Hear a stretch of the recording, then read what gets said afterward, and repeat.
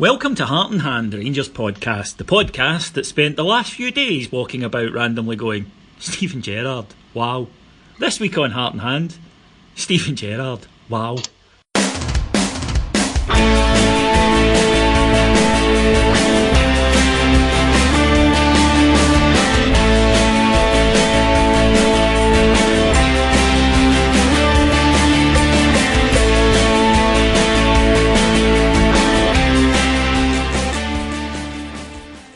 So welcome to Heart and Hand, the Rangers podcast. My name's David Edgar and I'm joined this week for what promises to be a bumper flagship show by two of my favourite guests. First of all, the wonderful Mr. Alexander Staff.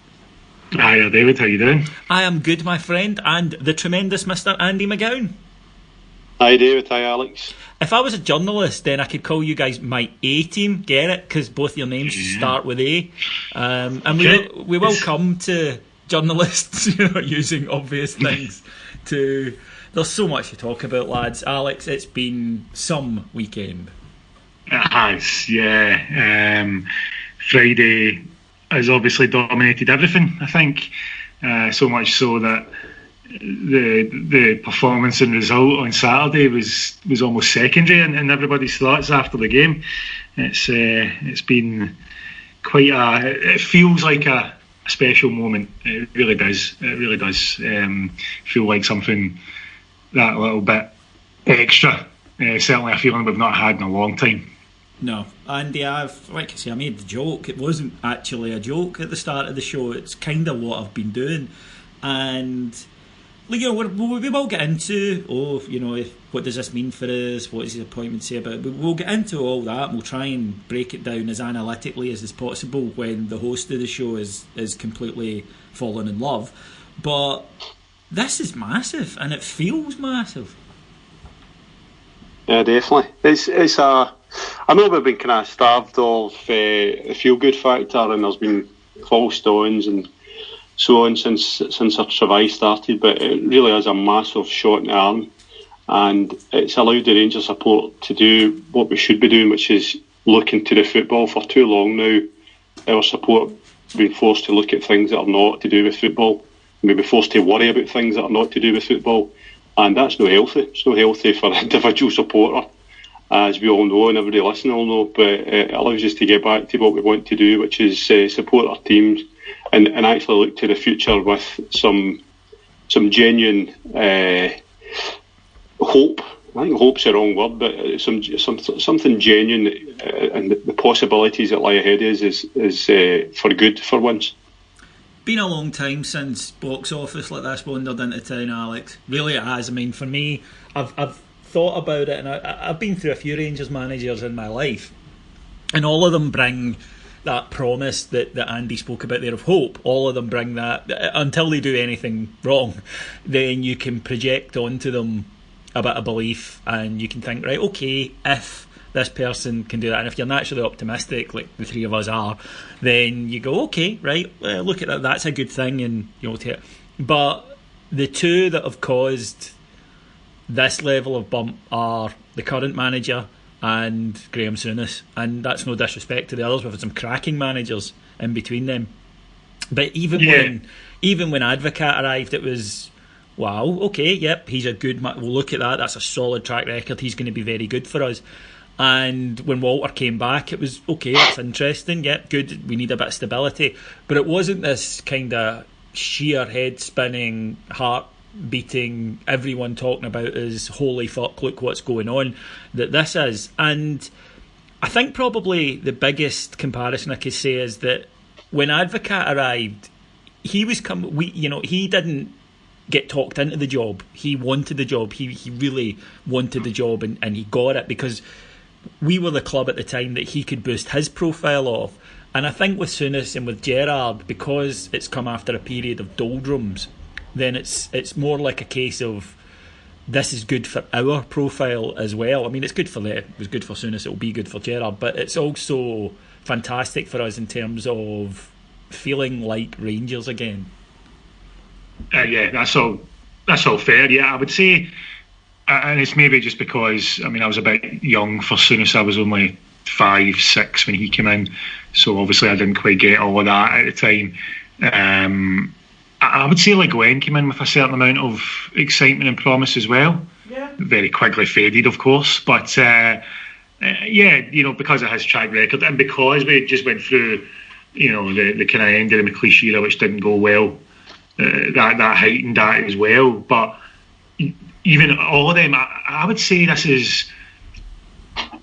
People probably wouldn't agree, and it's just because of the change in the game now. Graham Souness was probably as big a name as Steven Gerrard at his time, but there wasn't, football wasn't shown everywhere in the world the way it is now for it to be quite as box office as this is. Gerrard's coming in and is probably a bigger name than any manager we've ever brought in worldwide terms. So it's that's quite a different feeling. And he might, by the way, be the very first manager we've ever brought in who is so financially secure that he doesn't really need to worry about very much, does he? An estimated net worth of 60 million. He could buy the club.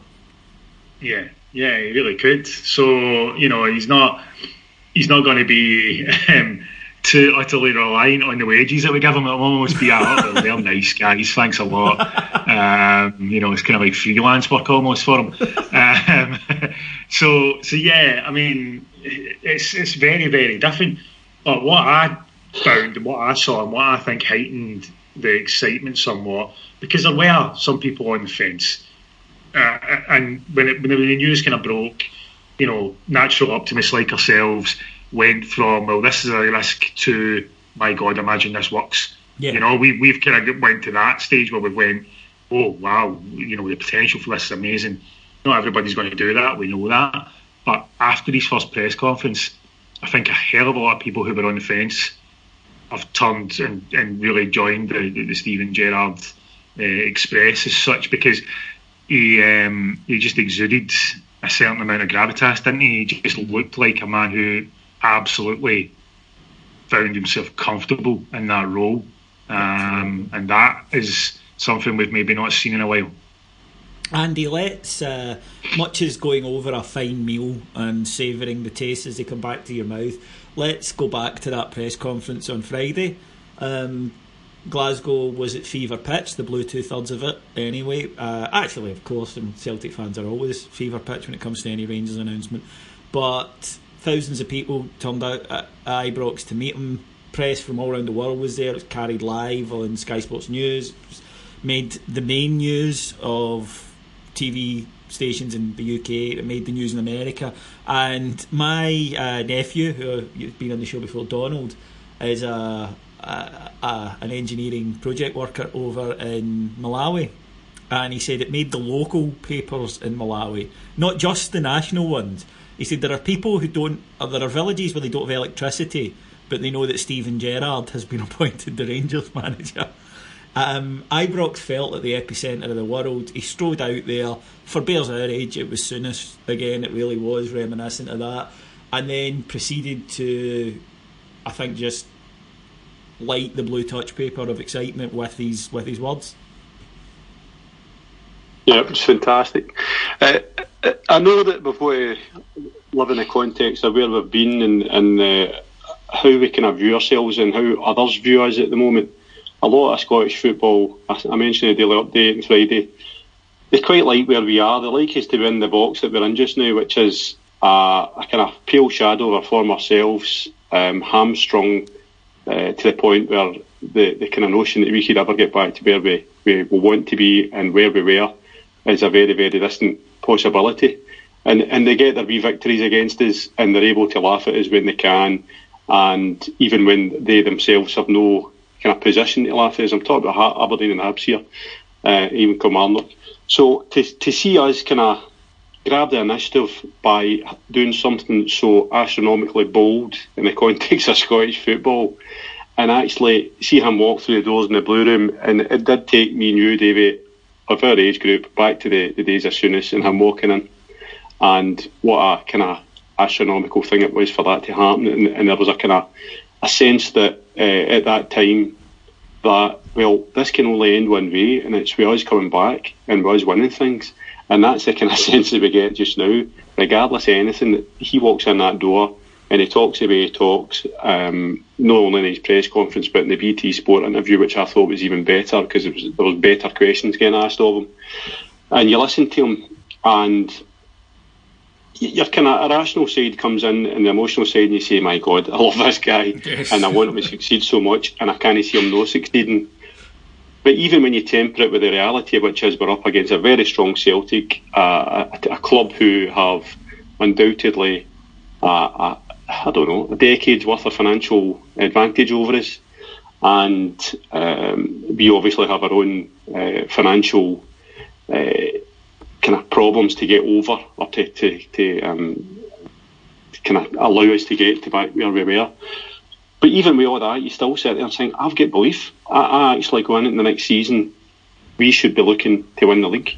Whereas last season, with the best one in the world, with Pedro coming in, you're thinking, well, you know, something might happen, stranger things have happened. It was kind of hope against reality.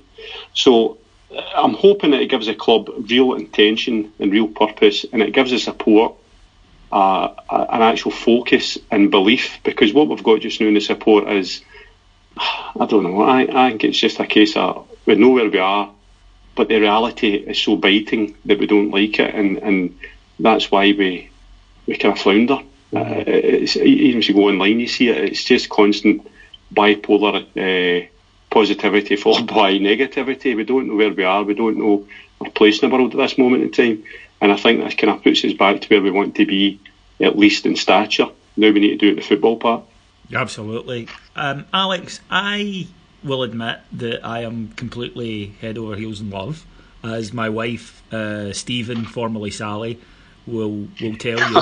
And my dog Maya, formerly Maya, now Stephen, my other two dogs Stevie and Stevie G, will also test it. But it's because it's intoxicating. That's the word I keep coming back to. It's intoxicating. I've watched the BT interview, I think, 4 times. I don't know how often I've watched the press conference. I really don't.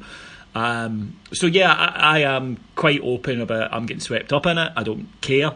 As Andy says, it's been too long where we haven't had the opportunity to do that. There's a bit of sunshine out. I am going to lie in it for a bit, and it might start raining later. I figure that, but if it's going to rain, I'll get wet regardless. But there will be people listening. Valid points will be coming to their mind, which is, this is a gamble. This is not what we should have been doing. We should have gone for someone who's more experienced, and they are valid points. What's your thoughts on them? I'll get Alex's first and then yours, Andy. Okay, so I went into the press conference. I've got this weird thing about, when I can feel the emotions kicking in and I can feel that side of things, there's this kind of rational part of my brain goes, right, calm the fuck down, you. Let's try and be a bit smart about this. I don't like it, but that's the way I am. So I watched that first press conference live, and the minute he was asked that very stupid, are you confident you're the man for this job, question that every new manager gets asked, I would love it, honestly love it. One day, just please, if there's any football managers listening and you start a new job and you get asked that question, please turn around and say something along the lines of, nah, I'm going to fuck this, but these stupid bastards have signed me up for a few years, so I don't really care. I mean, honestly, genuinely, that's, Andy was right earlier on. The BT Sport interview was a million times better than the press conference because it was actual genuine questions being asked rather than just the generic shit looking for a headline, Anyway, but when that question came up, they answered it in such a way, and there was a bit of bite about the way he answered it, that I instantly went, oh, I didn't realise he was like that. In the BT Sport interview, Dal Curry was trying his best to get a certain line across about, this gap, this financial gap, etc., etc. And he was a bit short with his answers with him as well, almost to the point of, right, shut the fuck up, I've answered this, just move on. He had this sort of, and no one's going to argue with him, was the feeling that I got anyway. He's not likely to be someone that the press are going to try and get a rise out of like they did with Kashinya constantly. He answers questions in such a way that I was surprised. So that, number one, in terms of his ability to step up to this sort of role, that eased a fear straight away. I thought to myself, there's a guy who feels and looks confident doing this. Secondly, bringing in someone with the experience of Gary McAllister and the regard that his coaching team that he's bringing with him are held in. ease his fears around his lack of experience, because it's not just about Steven Gerrard, it's an entire team. So I get that he's the main man, he's the focus, but he's making a big deal himself about how Gary McAllister's coming in as someone he trusts and he will heavily lean on for the things that he maybe doesn't know quite as well. And that's fine. I like Gary McAllister. I know that as a manager he's not, been brilliant, but he's been regarded quite highly as an assistant and a coach, and worked with some great names as well. He can't be useless. He would have been found out a long time ago if he was. Yeah, totally. And, lastly, I think the biggest thing in Scottish football is the players you're given. Let's be honest here, Le Guin came in and Le Guin was found wanting in several areas, but if he'd got the players he'd wanted rather than the guys he was given, I don't think it would have went quite the way it did, for example. And that's just, off the top of my head. Steven Gerrard's not coming up here to work with guys from Accrington Stanley or the likes. That's with the greatest respect to these guys, but that's not going to be his target scene. There's no way he's going to accept that. If he comes into that role and it turns out that's the sort of transfer budget he's got, he'll probably just walk. So it's not going to happen. So I think that in itself eases a lot of fears. He's going to be given a squad that he can work with, and that's the biggest thing that we've lacked, really. Is it just about any manager can get by at Rangers and Celtic if they're given the players to do so.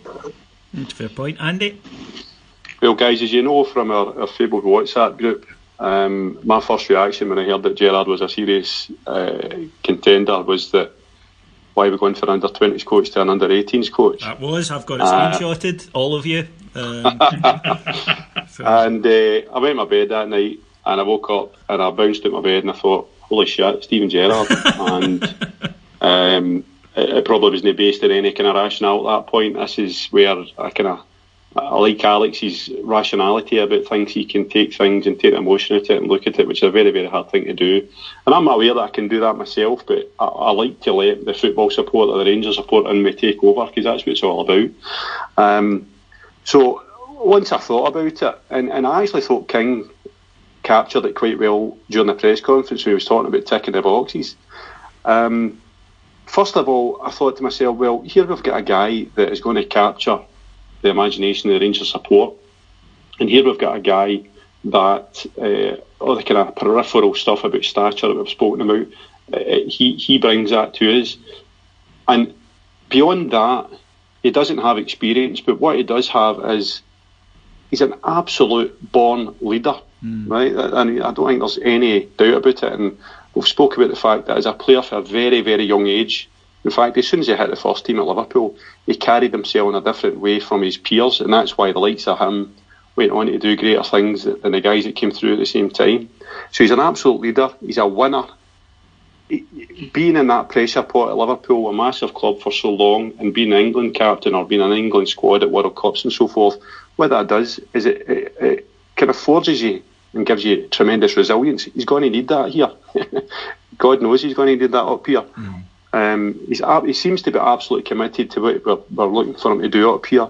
He's a driven guy, he's single-minded, he's obsessive about excellence, and I think the fact that he's bringing his own guys up from Liverpool, and actually I think that's an unheralded coup for Rangers, in that we're bringing up the fitness coach and the guys that he surrounds himself down there. All this kind of stuff points towards the intangibles that we've probably been missing, not just in the club, but especially in that dressing room.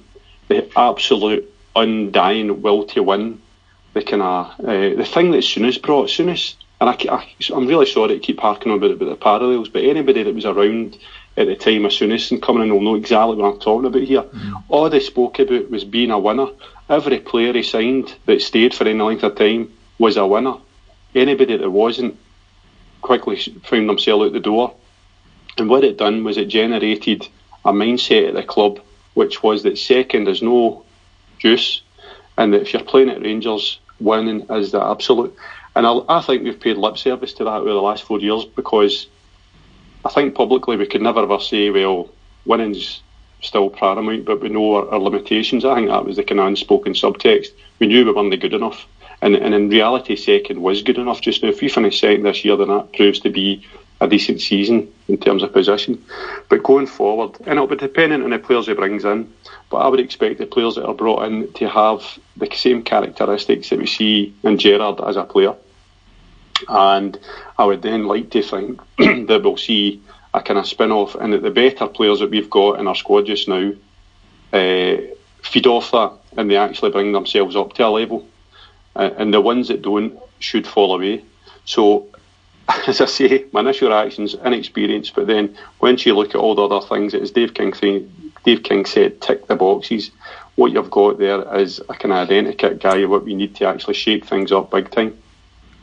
I was, as I say, blown away by the press conference, because you both mentioned the word edge, and there is an edge to him. This is a guy who doesn't feel the need to prove himself to people, because he knows that his reputation walks into the room before him and does that job for him, and therefore he can just concentrate on what's important. And you can tell that from the press conference right at the start. Second question, money, finances, batted it away like a guy born to do it.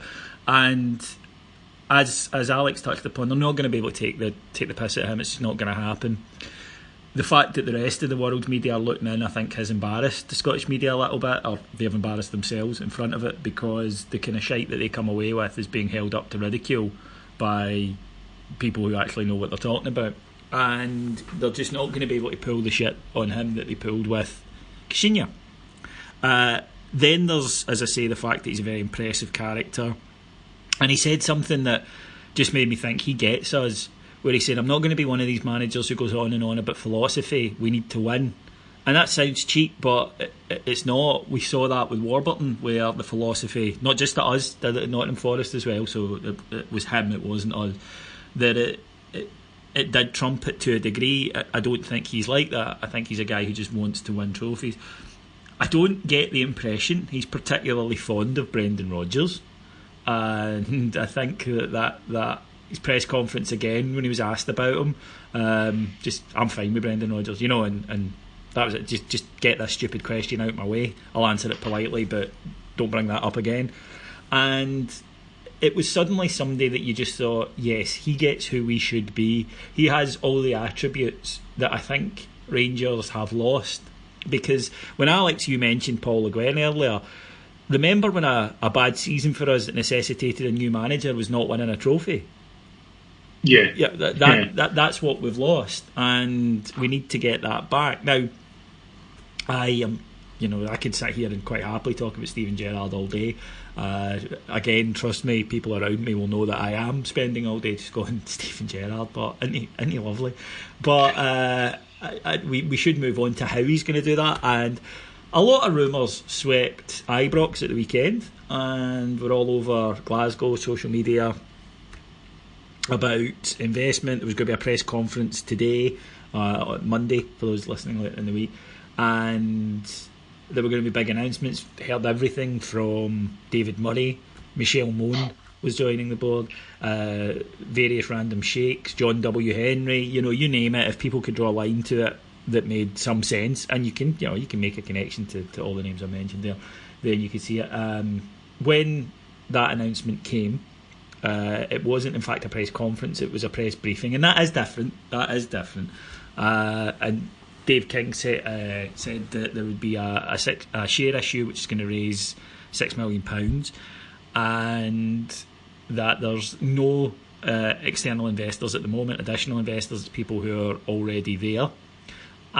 Alex, first of all, I'm going to talk to Andy about the finances of it in a minute, but from your point of view, was there something to perhaps be said for just mentioning that briefly on Friday and kind of getting it out, rather than allowing it 48 hours to breathe? Because in that time, expectations ramped up, and people are disappointed because they had built it into. Now you can say it's the fault of us for going, I wonder what it is, it's going to be X amount, this is going to be brilliant. You could say it's our fault, yes, but isn't there a little bit of expectation management perhaps that should have been performed there? Yes, absolutely.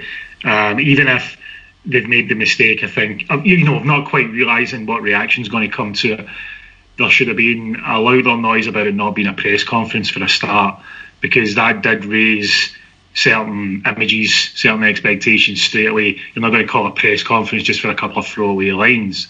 Had they made the distinction between a press conference or just a little brief to the press about X, Y, and Z, that would have tempered it straight away, definitely.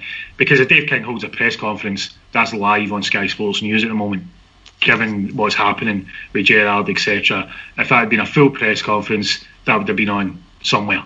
So, yeah, we didn't manage the expectations very well there at all. Definite mistake in that regard, which, let's be honest, we seem to be prone to. I don't quite know why. You'd think we'd have learned quite a bit by now as a club, but we do seem to somehow underestimate fan reactions. And yes, you're right, the fans themselves have got a part to play there in terms of, you know, being a bit more realistic themselves, but that's just not the reality of the situation. So it's time to kind of, you know, get on board with how it's going to go rather than how it should go.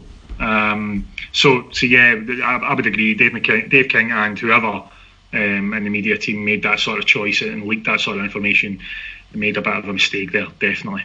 Yeah, I think, for example, the David Murray is going to invest, he wants to put everything right, is the Mark Almond had his stomach pumped and they found 2 pints of spunk rumour for Rangers fans. You know, it just you always hear it. And again, it's a perfectly logical one. And he doesn't help the fact that any time a journalist asks him, Murray goes all coy about it and kind of eyelash fluttering, kind of, you know, says, I can't really comment on that. He loves that. But my view has always been, and look, I might be wrong, because if anybody could pull something like this off, well, you don't expect him to be David Murray. Underrating the guy is pointless. But I've always thought, look, if he was going to, he would have a couple of years ago. The longer it goes, the older he gets, the less likely he is to do it. And also that his partners, yes, his businesses are doing well, but the people that he's in partner with, and include banks in that, aren't going to let him. They don't want him to go anywhere fucking near it. So I've always been sceptical that it will happen, but I suspect that up until David Murray is no longer with us, that I think this rumour is going to kick about forever.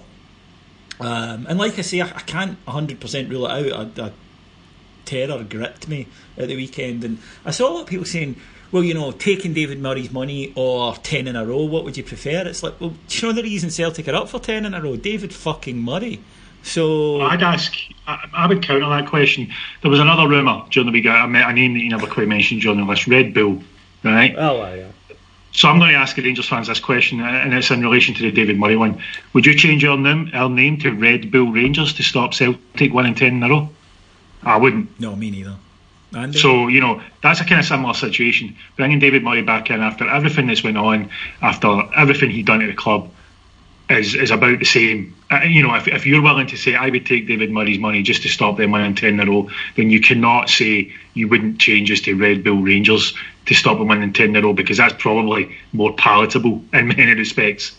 Yeah, well, Red Bull have never fucked us over previously and, you know, allowed us to suffer the biggest humiliation of our history and a stain that unfortunately will never be fully removed.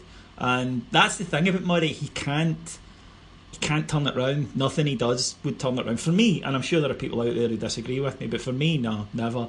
It was unforgivable. Some things are just too big to come back from, and for me that was one. But like I say, I think that's just a rumour that is going to, because he quite likes encouraging it, and you know, he never flatly denies it, and there's a reason. He quite likes to keep his hand in the game. But there is a bit of me that almost like the baddie that keeps coming back, that thinks, oh God, it's going to happen one day, he's going to swan back in, and then people are going to fawn at him and everything's going to be forgotten. And not for me. If you're people listening who disagree, you're entitled to your own opinion, but not for me. Andy, a couple of things Dave King did clarify. The takeover panel issue, he said that there's some disagreement with the takeover panel. He feels they moved the goals a little bit, and that it's about him ring fencing the funds in UK, which is something you have more knowledge about than I do, and that's caused a delay, but that regardless of that, it doesn't affect Rangers because it's between him and the takeover panel. It's not Rangers, the institution, and the takeover panel. Yeah, I think we mentioned this a couple of pods back. I think that the first thing to say about Rangers' finances in general is that we need to. I don't mean this to sound condescending, because I know I'm in a privileged position to be on this programme and talking to bears and they listen to me. We need to stop being hysterical about the finances, and we need to stop being hysterical about King and everything else that goes on, because the reality is that we're talking about 10 in a row, and we're talking about Red Bull and all this kind of stuff, and I know it's kind of fanciful. My perspective is that the first thing, before anything, and I include on the park success, is that our club needs to be run in the correct manner, get back to full health, and then we can look at things, right? What I don't want to do is I don't ever want to be going to my bed at night and put my head in my pillow and wondering if I'm going to wake up and have a football team to support. And I think a lot of bears listening to this will kind of resonate with what I'm saying there, because that was the stage it was at, David. I think we all know that. Mm-hmm. So we need to really always learn the lessons of what happens, right? And saying that, where we are just now is actually not a bad position, right? Because what we've got is we've got people at the helm, regardless of what you think of them, right? Regardless of what you think of them as personalities or individuals, we have got people at the helm just now who I don't think would, for lack of a better phrase, fuck us over, right? I don't think there's anybody in the world that can come in and put money into Rangers of any substantial note with a view to making money off us, unless they do what the kind of guys that preceded them try to do, which is hive off business, hive off share issues, all this kind of stuff, right? So, and more than that, what we've got is we've got a collective. It's no one guy, it's no Dave King. We've got Dave King, we've got Douglas Park, we've got Bennett, we've got Park Jr., we've got a number of guys there that have put their own money in, and what that does is it gives you a wee bit of solidity in that you would need every one of those to actually turn their back in Rangers for something to go wrong, or for them to do us harm, right? So we need to, as a support, start recognising where we are, what we've got, and actually it's a case of bear the devil, just now, right? And we need to get back to full health, and by full health, I've said umpteen times in the pod, I view that as being a normal turnover, and we're getting there, right? The Hummel deal and everything else is seen as get back to that. So that's the kind of preface for what I'm going to say, right? With regards to the takeover panel, it doesn't affect Rangers, it's a Dave King issue. And I think Dave King's been a wee bit, he's playing a wee bit devilment here. I think he's done what's been asked of him eventually, right? I think he's very much been obstructive. He loves a scrap. He loves a scrap with these guys. He loves that. Aye, and I think we tend to say that, well, that's reflecting badly on Rangers. It's not, it's reflecting on Dave King. And all it says is that the guy's a stubborn bastard and he will only be pushed about. And to be honest, that's what we probably need at this moment in time, is a guy at the top of the tree that actually says, well, actually, we'll act in our own best interest, and my best interest will not get shoved about. Because let's not forget how the takeover panel thing came about. It came about because of agitators. Those agitators were the guys that he kicked out. And those are the guys that were sitting in a gazebo in the middle of the park because they were too feared to face us at AGMs. So let's not forget that. Let's not get on Dave King's back because he's actually sitting there saying, Ken, what? We'll fucking put two fingers up to you all day in my terms. No, the takeover panel won't accept that forever. So he will need to play ball. But before we kind of go to this stage, I did suspect that the fact that his money was in South Africa and that they were demanding it to bring it into kind of UK account, I thought that would cause a delay. Because anybody that's tried to open a bank account in the high street will know the kind of hoops you jump through. So the hoops are magnified when you actually do it in his scale. So that's why. I don't think it's an issue. I didn't think it was an issue at the start. I don't think it's an issue now. But in terms of what you're talking about there about Gerrard and the kind of coupled presumption of investment that was coming, and I spoke about this in the update, that I said there's no way that Gerrard is coming, and you said, David, as well, he's got fantastic advisors. This is a world-class sportsman that's not got Barry Hughes sitting advising him. He's got world-class advisors there that will have checked out and done their due diligence, and he's not going to come and put his reputation on the line for free transfers and loans. No. But the other side of that is that we as a support have to temper our expectations, and this is where the Rangers PR is so poor, that you've said that from Friday to this morning, Monday, we've allowed this kind of bubble to expand where all sorts of nonsense has been spouted. the Rangers fans need to, as a support, forget about the sugar daddy model. It's gone. We've actually got one. We've got a couple of sugar daddies, but they're doing it in a sensible way. There's no going to be external investment unless it suits Rangers, because let's not forget it's external investment that causes the problems in the first place. The thing about Red Bull, just an example, Red Bull's a non-starter, but even if it was, have we learned nothing? What happens if Red Bull come out, pump millions into us like they did to Leipzig or Salzburg? What happens when Red Bull say, we're actually fed up with it by now? We're back to square one, we're at the mercy of whoever wants to buy us. We need to make sure that we get ourselves back into a position where we are controlling our destiny. And this is why Club 1872, regardless of what you think of them, we need to back it, or follow Rangers for that matter actually. Anything that gives us a block support shareholding of 25% or more, that's when I'll start to relax about outside investment. So that's a short answer. No, nothing wrong with that. I think it's, as I say, because the expectations was raised, and 6 million in modern football does sound an unimpressive amount of money. I'd quite like someone to give me it, but I would be stunned personally if the spend, and that includes, I don't expect it to just be in fees, but if we are spending less than 15 to 20 million in the summer, I'd be awfully surprised, and that's just me personally. But David, what we've got to remember as well is that 10 to 15, 20 million, whatever it is, Celtic, who are our main rivals, have got the same problem that we've got. There's a ceiling, there's a glass ceiling. As soon as you start going for a player at 2, 3, 4 million, then the wages then become prohibitive. So it's not just about transfer fees. No.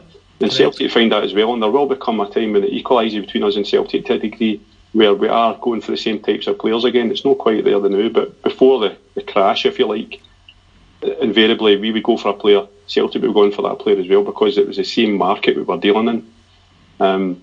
I would expect there to be a fairly chunky transfer kitty. And if you actually look at what we say, there's not been much reporting of what's actually been said at this press briefing, but I don't know who it was.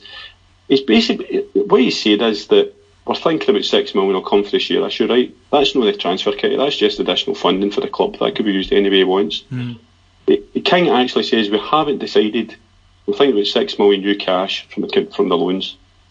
Unwilling to place a figure on the transfer budget that'll be made available to Gerrard. We don't put figures on that because we can't.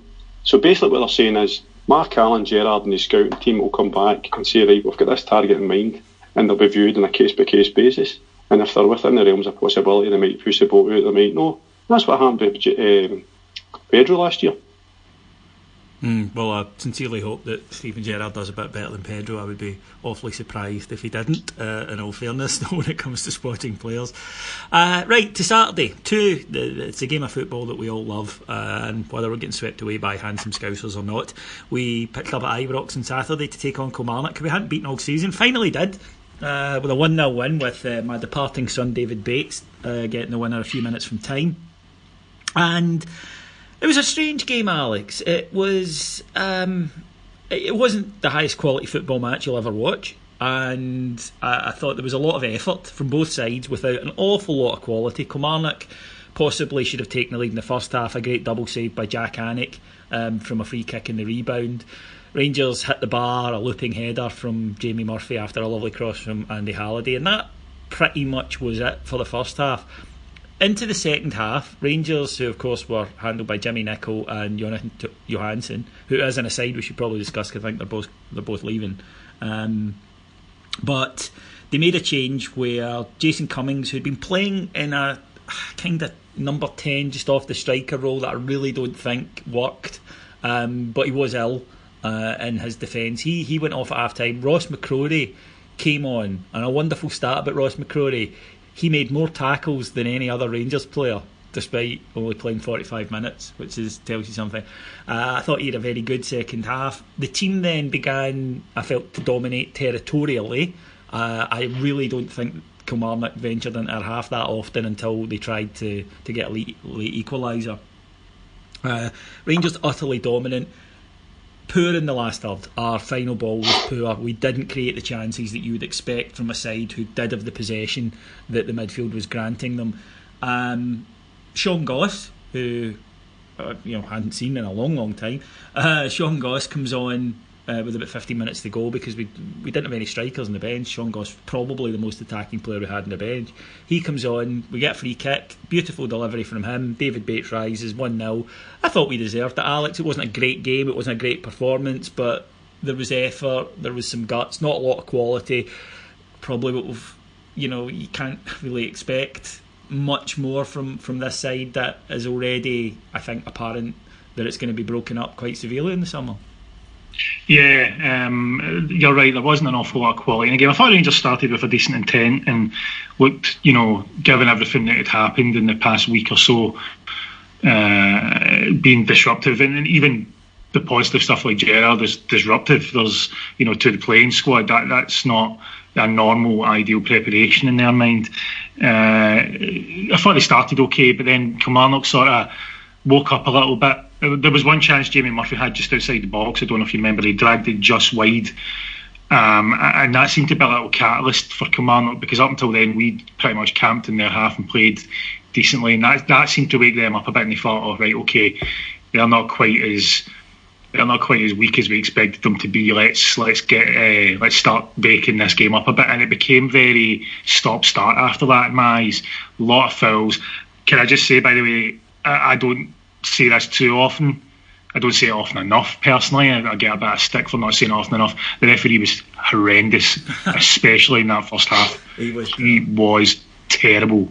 I think by reasonably common consent, he's considered the worst in Scotland, and that's looking at social media and other clubs. I think that he does carry a reputation, Muir, as being an incredibly inconsistent referee in his decision making. If you've got a reputation of being worse than John Beaton as a referee, then you should just chuck it.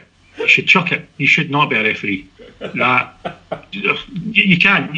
Like, honestly, if you've got a reputation of being, if you've got a reputation of being worse at anything than John Beaton is at refereeing, anything at all in life, guys, for all the ladies and gentlemen listening, if there's anything you do in your life that other people tell you you are worse than John Beaton is, you're worse at that than John Beaton is at refereeing, stop doing it. I think that's going to become my new insult. For that was worse than John Beaton. That's going to become simple as that. Yeah, that was worse than John Beaton. It's like, how was your meal? It was worse than John Beaton. I'm sorry, sir. We'll give you your money back. But just and some compensation as well, please. Yeah, just a piss poor referee. You're right. And look, fucking hell, it's a weekend full of it, isn't it? But they're just awful. They're just really bad at refereeing. Yeah, and as I say, I get a bit of stick for not saying it often enough from some, because I think sometimes, I expect referees to make mistakes, so I don't get quite as wound up when they do, but he was horrendous, absolutely horrendous. And that helped ruin the game in the first half. I think Kilmarnock recognised that and dealt with that a bit better than we did.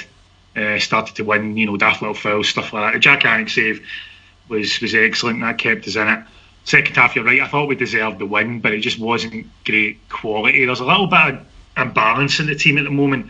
I've seen Jamie Murphy take a bit of stick in social media from many people from the game on Saturday. Now, I thought Murphy done okay. When you look back at the highlights, he's involved in quite a bit of our best attacking play. But he was building up a relationship with Declan John on the left-hand side. That's now been broken up. It's Halliday that's in there. Halliday's kind of finding his feet at left back again. I know he's played it before, but it's been a while. And you can see there's a bit... Murphy likes guys that overlap so that he can then cut inside in the space that they're leaving. Halliday didn't start to overlap until out of the second half. He never went by Murphy once until after that point. And it sort of, crowded Murphy out anytime he has natural games to cut inside, and there was no one taking bodies away for him to run into. So, things like that, people...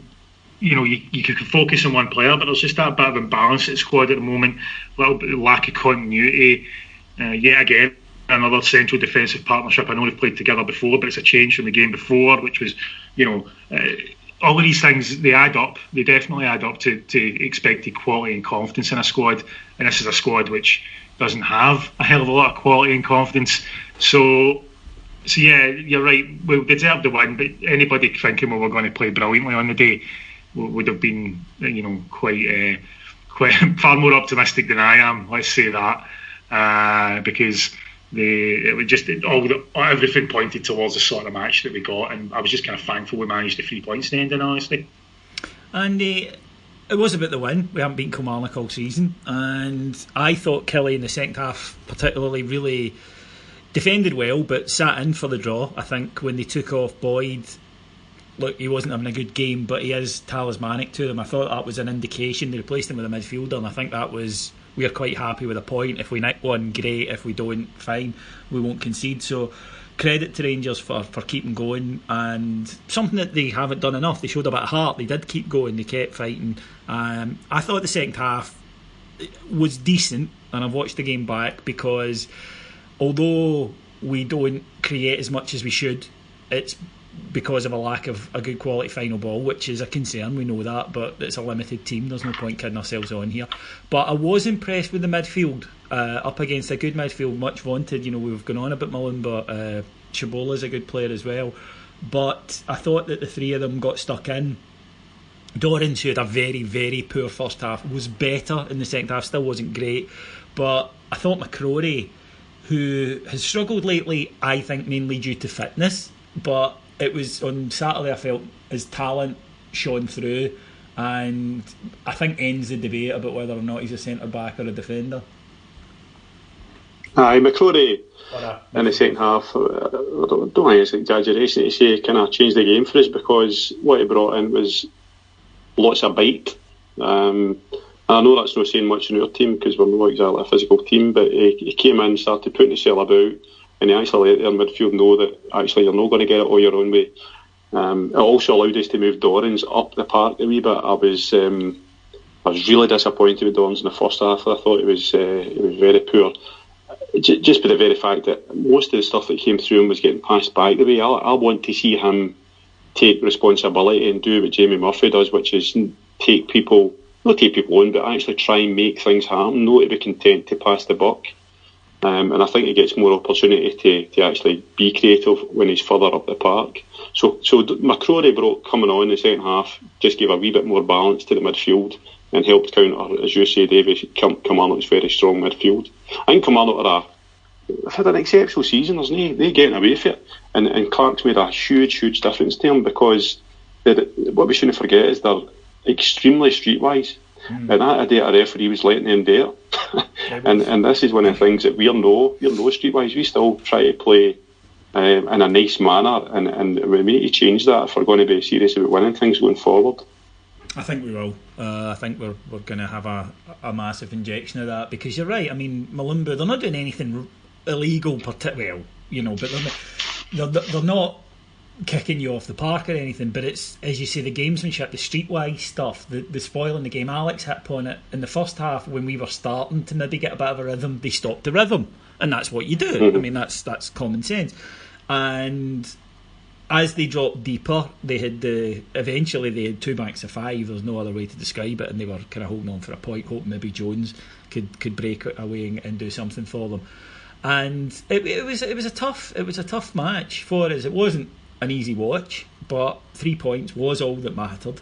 We now go into the game tomorrow night against Aberdeen at Pittodrie, and a strange one, because Aberdeen have had, on paper, a good season. They're going for second. There's grumblings from their fans though, because Aberdeen consistently knock off the teams below them and lose to Rangers and Celtic. Rangers have got 9 points from this already this season.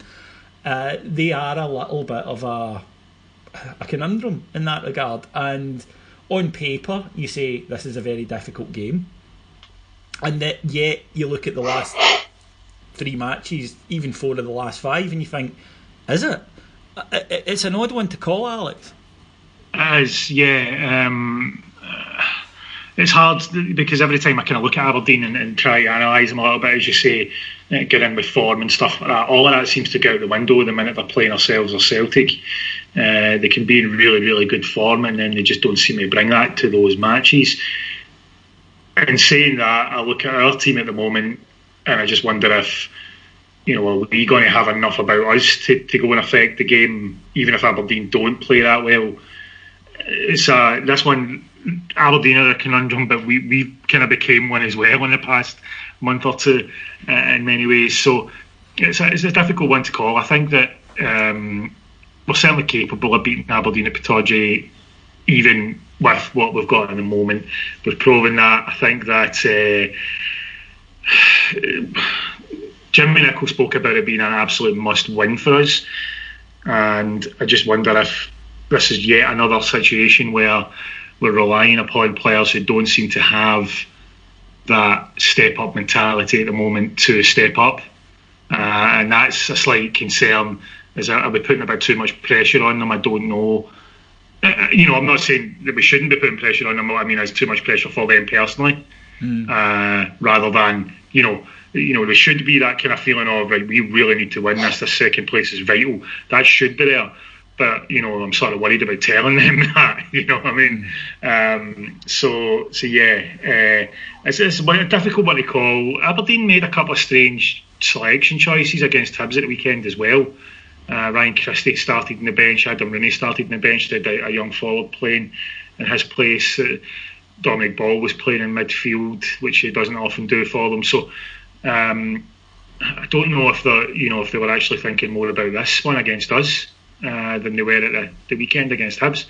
I'm not sure how they're going to approach this, or if there's any injuries or the likes. But a tricky game, and let's be honest here, guys, we just kind of win these two games done, don't we? Yeah. I mean, I won second place, but in all honesty, can we just hurry up to Sunday, get it over and done with, and then we can all kind of start dreaming about what Gerrard's going to bring. Surely that's it's kind of the overriding feeling, isn't it? It is indeed. Andy, Jimmy Nicholl, Jonathan Johansson taking the team at the moment. I think it's pretty obvious that, in fact, Jimmy Nicholl said it at the weekend, that he's going at the end of the season. So it's a strange scenario for Rangers, where we've got two people take the team until they're shown the door. We've got players who, I think it's fair to say, I can't think of any that have made a huge case to stay. Obviously some of them will, but there aren't any, I think, that you look at and go, oh, we absolutely must retain them. And as Alex said, therefore it's kind of difficult to invest too much trust, because you really don't know what the mental feeling around the squad is. No, it's you would like to think that the players there are sitting thinking, I really need to start turning up now if I want to be part of this. And I can't think of many players that wouldn't want to be part of this. So it's really in their own interest to actually start performing to the levels that they really can. I think it might be too late for some of them, because if anybody's watched the last 10 games or so, or the last season, they'll kind of have a body of evidence that will say they're not going to be good enough for them. But what worries me a wee bit for tomorrow night, for Tuesday, is up front we don't seem to be setting anything alight. I don't think the Cummins-Morelos partnership is a partnership. They don't seem to be linking whatsoever, and I think it's exacerbated by the lack of decent quality into the box. I really don't know what's happening. I'd like to see Morelos play behind Cummins, no the other way about. I always thought Morelos was good dropping into a kind of deeper position, so I was a wee bit surprised on Saturday against Kilmarnock to see that it was Cummins behind Morelos and no the other way about. Didn't think it worked at all, in all honesty. No. But we really need to be up for it tomorrow night. Aberdeen will be, as always, they'll be rabid. The ground will be the biggest game of the season for them as usual. So we really need to be up for it from 1 to 11. Alex, what would tactically, if you had the chance to go and talk to Jimmy Nicholl and Jonathan Johansson, we've seen various things. We've seen 4-2-3-1, obviously. We've seen a diamond against Aberdeen work well in the past. We've seen us try in other games a 4-3-3. What are you thinking about ahead of tomorrow night? I mean, I think it's probably fair enough to say Ross McCrory's played his way into the side. I would hope so. I wouldn't bother with the shape or approach that we took on Saturday. I would be more inclined to go with how we started the second half. In many respects, have 3 actual midfielders on the pitch. Now we've got a bit of a choice there, because McCrory has to start. I think that's an absolute certainty. Sadly, it will be Martin at the back as well. Bates will start again, but Russell Martin will probably start next to him. I'd be more inclined to bring in Alves, but he's not played quite as much recently. Russell Martin seems to be the guy in the shirt at the moment, and doesn't seem to matter how many mistakes he makes either. He seems to be keeping the shirt. So c'est la vie. We'll just have to accept that's probably where he's going to be for these last 2 games. But I would be inclined to have that slightly more solid shape with McCrory sitting in front of the 2 centre halves, and then another 2 midfielders in next to him, as such, the way that we did in the second half on Saturday. Now, we let Dorrans push forward, but he was still playing as more of a midfielder. Morelos, to me, has to start up front over Cummings. He's just so much better at affecting the game up there, even if he's not scoring. Cummings is very hit and miss in that role. Seen him have a couple of good games up top himself. We've seen him get absolutely bullied in games up top himself. So, to me, Morelos is more consistent at holding a ball up, bringing others into play. He's a better player that way. Get him starting the match. He's the one you start. You go with Murphy and Candace wide, that kind of 4-3-3 shape. It's just the midfielders. I didn't think Holt was particularly great on Saturday. I don't know how you guys felt. I thought anytime he passed the ball forward, he seemed to lose it. Yeah, there was one in the second half, I don't know if you remember. It's a simple 10-yard ball into the path of Tavernier, and he just overshot it, which he'd done in the first half more than once. Greg Docherty seems to have fallen out of favour, which is frustrating for me, but I wouldn't mind. I'm a fan of Dorrans, but it's pretty clear he's not at his sharpest right now. Goss played well when he came on and made a difference. I would not be that gutted to see a midfield three, McCrory sitting behind Docherty and Goss going into tomorrow night. See, if we went with that, it's a bit bold, it's a bit of a young midfield, etc.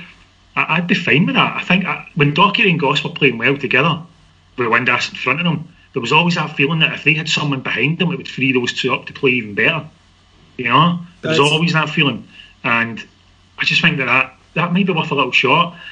The diamond's worth a shot, but if Josh Windass is injured, I think he's vital to it. He's a different foil to Cummings. His pace up top was the reason why that kind of diamond shape worked. If he's not there, you're right, Cummings and Morelos are just not a partnership. They just don't want to play together. Whose fault that is, I don't know, but that clearly is the case. So with Windass out, I think the diamond sort of doesn't really suit us. So Murphy and Candace wide, Morelos, but I'd be quite interested to see that. I suspect Dorrans will start though. I suspect it'll be Dorrans and Holt and McCrory actually, but I would like to.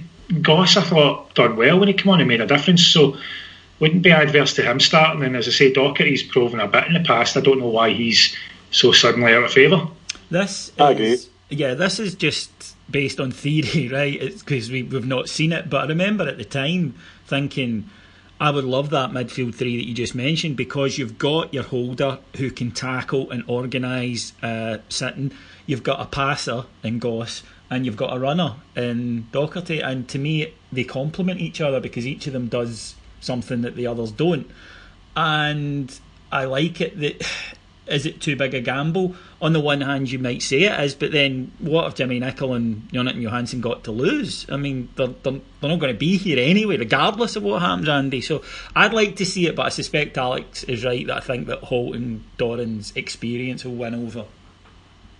No, I think Dorrans is a stick on to start. I just get that feeling that he's one of the first names down, rightly or wrongly. We Holt brings energy, but he doesn't bring much else, if we're being brutally honest.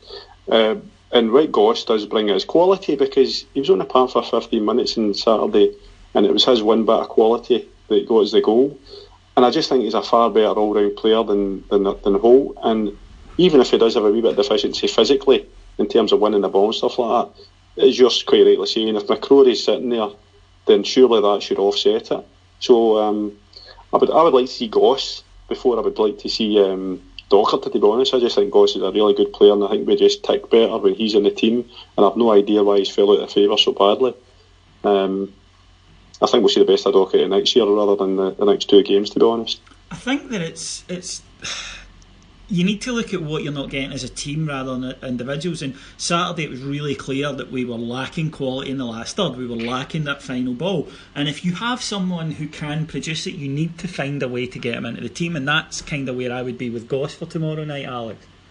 Yeah, I agree. It's just that way of... We've spoken about this before, actually, when we were trying to figure out ways when Morelos seemed to be going through a really bad patch with his finishing, and we've got a finisher like Cummings in the squad. We spoke about we should really try and find a way to get him in. It's similar in this respect as well. Candace will create chances for us, Murphy will create chances for us, but in games like Saturday where they're not quite at their sharpest, or other things are conspiring, as we spoke about earlier, they just that link up between Halliday and Murphy on the left not being as fluid. When that's sort of happening, you need something different. And right now, I'm a fan of Dorrans.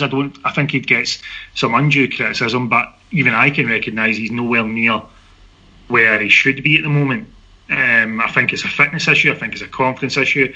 I think he'll see it next season, but right now he's not doing it. So Goss seems to still have that. I mean, even from a set piece perspective, Goss could be having an next to nothing game, but he's still got the quality to whip in a free kick or a corner that's going to cause something, and it's like, let's find a way to get him in, and if it means sticking a couple of workers next to him and let him be the playmaker. He was excellent against Aberdeen in what was his competitive debut for us, in January, and so it's not like, he's got... Not like we can say, we've seen before he gets bullied off of that sort of midfield. He didn't against Aberdeen. Yeah, true. So clearly he doesn't.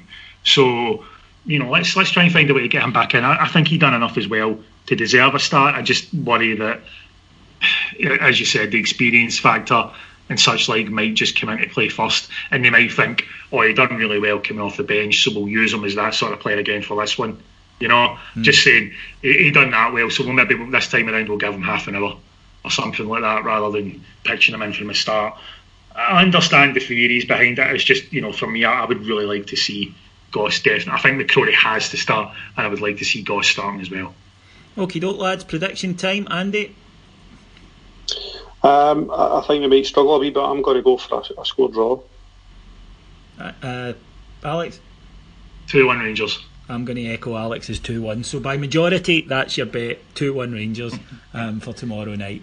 Right, thank you very much everyone for listening. All that remains for me to do is to thank our executive producers in London, Mike Lee and Paul Myers, and to tell you that if you want to come and see us on Friday night in Dunfermline at the British Legion Hall from 7 o'clock to around about 11, then there are still very limited tickets left, the returns. If you go to Ticket Source, just pop it into your Google machine, Ticket Source, and then search Heart and Hand on their site, you'll get the tickets. The link is also up on my Twitter, which is @ibroxrocks, and you'll also find it on our Facebook page. It's not just us, it's Kevin Thompson, of course, Rangers hero and currently youth coach at Auchenhowie. Lots to talk about there, so come along. Tickets are £10, and if you want to hear more from us, loads more in fact, and I put our coverage up on Friday with a lot of people's several, I think 5 shows, 5 live videos from round about Ibrox, and you can get all of that for $1.99 per month. You just need to go to patreon.com, that's patreon.com/heart and hand, and you'll hear a lot more from all of us. So I would just like to thank my 2 guests today. First of all, Alex Staff. Thank you, David. Thank you, Andy. Always a pleasure. Andy McGowan. Thanks, David. Pleasure as always. And I'm away to dream of Stevie G. But before I leave you, Steven Gerrard. Fucking hell. Okay, I'll talk to you again on Thursday. Cheers. Bye.